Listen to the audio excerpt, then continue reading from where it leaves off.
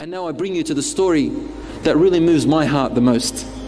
He is a man who was poor. Not only was he poor, he was a person who was very unattractive.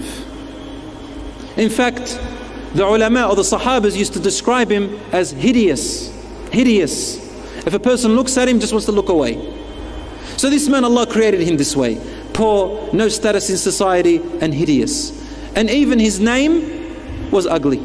We're not meant to say that Sahabas are ugly, a'udhu billah. They are beautiful. But the name that he had was an unattractive name. His name was Julaybib, radiyallahu anhu. This hadith is in Sahih Muslim, and part of it is also in At-Tirmidhi, which is completely authentic. Rasulullah sallallahu alayhi wa sallam saw Julaybib one day, and he had grown older in age. He said to him, "How are you, ya Julaybib?"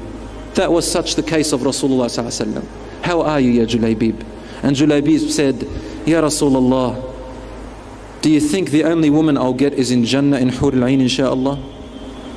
Rasulullah ﷺ understood what he's trying to say, that he's never going to be able to get married in this life. Is he just going to die and just hope to meet Hur al-Ain? Is that Rasulullah ﷺ said, "No, bal fi dunya wal akhirah insha'Allah." You are going to get a woman from dunya insha'Allah and also from the akhirah. In other words, I would have said, no, Hur al-Tin and then Hur al-Ain insha'Allah. Hur al-Tin means soil. Laugh. Someone laugh. And thank you, Akhil Karim.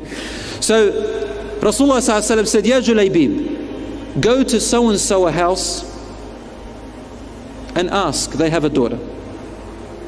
He went and they rejected him. So Rasulullah ﷺ came to this man and said to him, "Uridu an akhtuba ibnatak." I want to ask for your daughter's hand.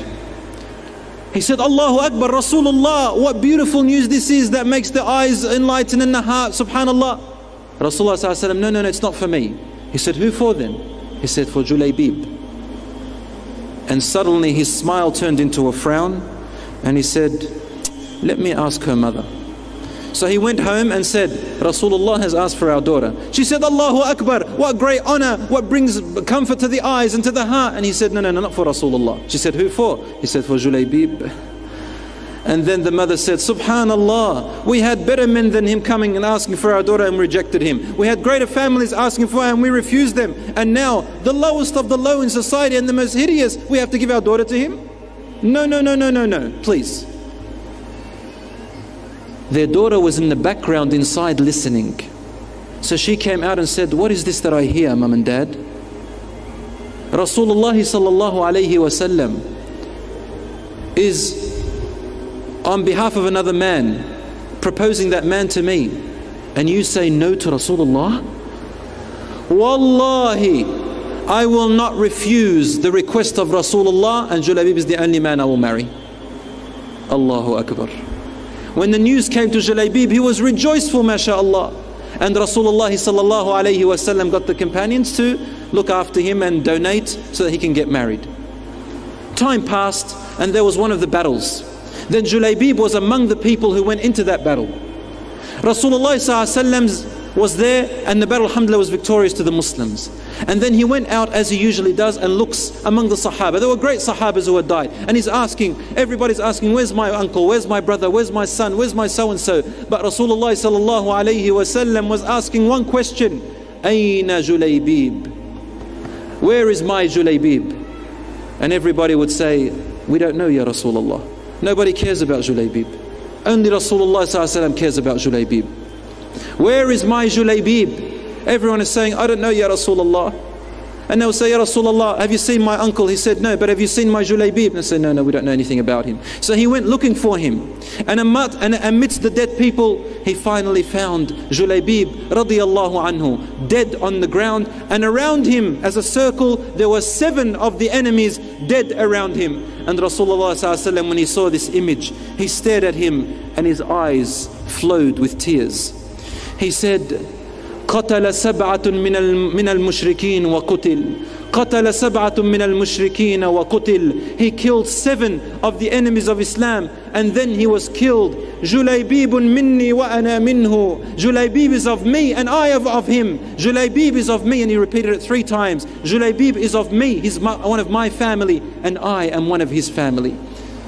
Then Julaybib had no other bed except the bed of the palms of Rasulullah sallallahu alayhi wasallam. Rasulullah sallallahu alayhi wasallam carried him on his own forearms. And he was crying. Then suddenly his crying turned into a smile. And he looked away. He went to Rasulullah sallallahu alayhi wasallam and buried Julaybib with his own blessed hands. And they asked him, Ya Rasulullah, why were you crying and then you were smiling and looked away?